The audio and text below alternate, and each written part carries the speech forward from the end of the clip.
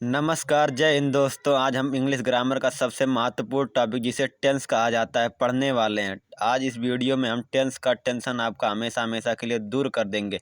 पहले आइए देख लेते हैं टेंस का डिफिनीशन क्या होता है। जो टेंस का डिफिनीशन होता है, the tense is the form of verb that shows the time of action और स्टेट ऑफ बीइंग। यानी टेंस क्रिया का वह रूप होता है जो किए गए कार्य के टाइम यानी समय अथवा उसकी स्थिति को दर्शाता है।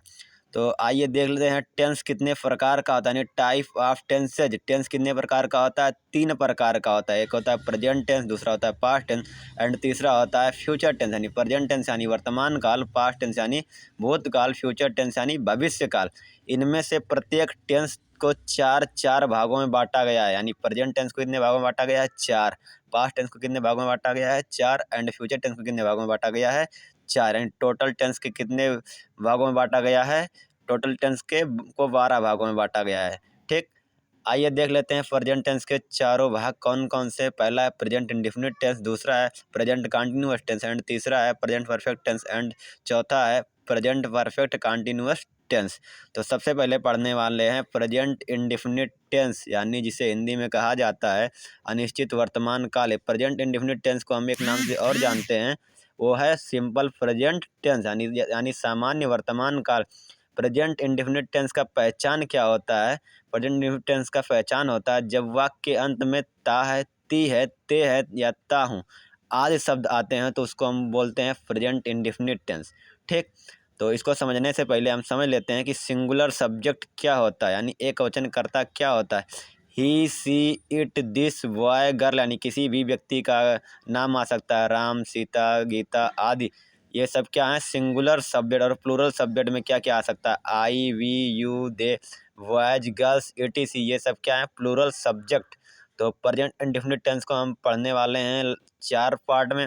एक होगा हमारा अफर्मेटिव सेंटेंस, दूसरा निगेटिव सेंटेंस एंड तीसरा होगा इंट्रोगेटिव सेंटेंस और चौथा होगा इंट्रोगेटिव निगेटिव सेंटेंस। तो सबसे पहले पढ़ने वाले हैं अफर्मेटिव सेंटेंस यानी सकारात्मक वाक्य। तो अफर्मेटिव सेंटेंस में सिंगुलर सब्जेक्ट के लिए जो रूल होता है, सबसे पहले क्या लिखा जाता है? सब्जेक्ट प्लस में क्या लिखा जाता है? वर्ब के फर्स्ट फॉर्म में एस या ई एस ऐड करते हैं, प्लस ऑब्जेक्ट लिखते हैं, प्लस में अदर वर्ड। और प्लूरल सब्जेक्ट के लिए जो रूल होता है वो होता है सब्जेक्ट प्लस वर्ब का first form plus object plus other word. कुछ एग्जाम्पल देख लेते हैं। जैसे वह एक पत्र लिखता है, तो वह एक पत्र लिखता है, इसमें जो हमारा सब्जेक्ट है वो क्या है? ही यानी वह। तो सबसे पहले क्या लिखेंगे? सब्जेक्ट। सब्जेक्ट हमारा क्या है? ही। उसके बाद लिखेंगे वर्ब का फर्स्ट फॉर्म। वर्ब का फर्स्ट यानी वर्ब होता क्या? जो भी काम होता है वही क्या होता है? वर्ब। तो काम क्या हो रहा है? लिखने का, यानी राइट्स। तो he writes a letter. A letter क्या हो गया? ऑब्जेक्ट, यानी वह एक पत्र लिखता है। तुम एक पत्र लिखते हो, इसका हो जाएगा यू राइट ए लेटर, क्योंकि यू प्लूरल सब्जेक्ट है इसलिए वर्ब में यस या यस नहीं जोड़ेंगे। आते हैं अगले पेज पर। तो एक एग्जाम्पल और है, क्या? राधा मंदिर जाती है। राधा मंदिर जाती है, इसमें सब्जेक्ट क्या है? राधा। तो काम क्या हो रहा है? जाने का। तो क्या हो जाएगा? गोज। और कहाँ जा रही है? मंदिर, यानी जहाँ भी जाया जाता है उससे पहले क्या लगा देते हैं? टू। तो राधा गोज टू टेम्पल। अगला एग्जाम्पल क्या है? वे क्रिकेट खेलते हैं। वे क्रिकेट खेलते हैं, तो इसका क्या बनेगा? They play cricket. अगला टॉपिक क्या है? Negative sentence. क्या है? निगेटिव सेंटेंस यानी नकारात्मक वाक्य। तो सिंगुलर सब्जेक्ट के लिए जो रूल होता है देख लीजिए, subject plus does not plus verb का first form plus object plus other word. और प्लूरल सब्जेक्ट के लिए जो रूल है वो होता है subject plus do not plus verb का first form plus object plus other word. तो जैसे एग्जाम्पल देखते हैं, वह किताबें नहीं पढ़ता। वह किताबें नहीं पढ़ता। तो इसका होगा सबसे पहले सब्जेक्ट लिखेंगे ही, हेल्पिंग वर्ब लिखेंगे डज नॉट, और हमारा मेन वर्ब होगा वर्ब का फर्स्ट फॉर्म रीड, और ऑब्जेक्ट क्या है? बुक्स यानी किताब, यानी ही डज नॉट रीड बुक्स। इसी तरह बाकी के सभी एग्जाम्पल बनाए गए। जैसे मैं बाजार नहीं जाता हूँ, इसका हो जाएगा I do not go to market. वह झूठ नहीं बोलता, इसका हो जाएगा he does not tell a lie. चपरासी घंटी नहीं बजाता, इसका हो जाएगा the peon does not ring the bell. और अगला पार्ट पढ़ने वाला है इंट्रोगेटिव सेंटेंस यानी प्रश्नवाचक वाक्य। इंट्रोगेटिव सेंटेंस को 2 भागों में डिवाइड किया गया है। एक होता है यस या नो टाइप, जिसे हिंदी में बोलते हैं क्या से शुरू होने वाले वाक्य। दूसरा होता है प्रश्नवाचक यानी WH टाइप, यानी कि क्या बोलते हैं? WH टाइप, ये जो शुरू होता है क्यों, कब, कहाँ, ये क्यों, कब, कहाँ, कैसे, ये सब वर्ड सेंटेंस के बीच में आते हैं। तो सबसे पहले पढ़ेंगे यस या नो टाइप। इसका जो रूल होगा सिंगुलर सब्जेक्ट के लिए, ये सबसे पहले शुरुआत करेंगे does plus subject plus verb का first form plus object plus other word, last में लगा देंगे क्वेश्चन मार्क। प्लूरल सब्जेक्ट के लिए जो रूल होगा do plus subject plus verb का first form plus object plus other word, last में क्वेश्चन मार्क। एग्जाम्पल के लिए देखते हैं, क्या वह विद्यालय जाता है, तो क्या वह विद्यालय जाता है, तो हमारा वह जो है वो सिंगुलर सब्जेक्ट, इसलिए क्या लगाएंगे does he go to school. क्या तुम दिल्ली में रहते हो, do you live in Delhi. क्या तुम उसे जानते हो, do you know him.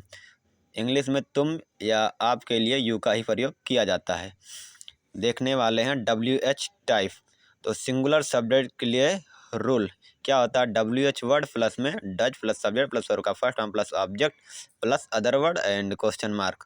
Plural subject के लिए रूल क्या होगा, WH word plus do plus subject plus verb का first form plus object plus other word and question mark. कुछ एग्जाम्पल करते हैं, तुम कहाँ रहते हो, इसका हो जाएगा वेयर डू यू लिव। वह कहानियाँ क्यों लिखता है, इसका होगा why does he right stories. पक्षियाँ आकाश में कैसे उड़ती हैं, इसका हो जाएगा how do the birds fly in the sky. आते हैं अगले पेज पे। अगला पार्ट पढ़ने वाला है इंट्रोगेटिव निगेटिव सेंटेंस। तो इसमें जो सिंगुलर सब्जेक्ट के लिए जो रूल होता है वो होता है does plus subject plus not plus verb का first form plus object plus में other word and question mark.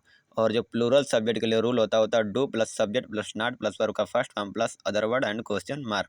कुछ एग्जाम्पल करते हैं, क्या वह क्रिकेट नहीं खेलता, इसका हो जाएगा does he not play cricket. क्या तुम उसे नहीं जानते हो, इसका होगा do you not know him. क्या राम अंग्रेजी नहीं पढ़ता, इसका होगा does Ram not read English. अगला पढ़ने वाले हैं WH टाइप। तो इसकी शुरुआत WH वर्ड से करेंगे और पूरा रूल समान ही रहेगा पहले जैसा। जैसे सीता खाना क्यों नहीं खाती है, क्यों नहीं पकाती है, तो इसका हो जाएगा why does Sita not cook food. अगला है तुम विद्यालय क्यों नहीं जाते हो, इसका हो जाएगा why do you not go to school. अगला एग्जाम्पल है अध्यापक बच्चों को क्यों नहीं पीटते हैं, तो इसका बनेगा why do the children not beat childrens. Thank you for watching complete video. इसका नेक्स्ट पार्ट अगले वीडियो में देखेंगे।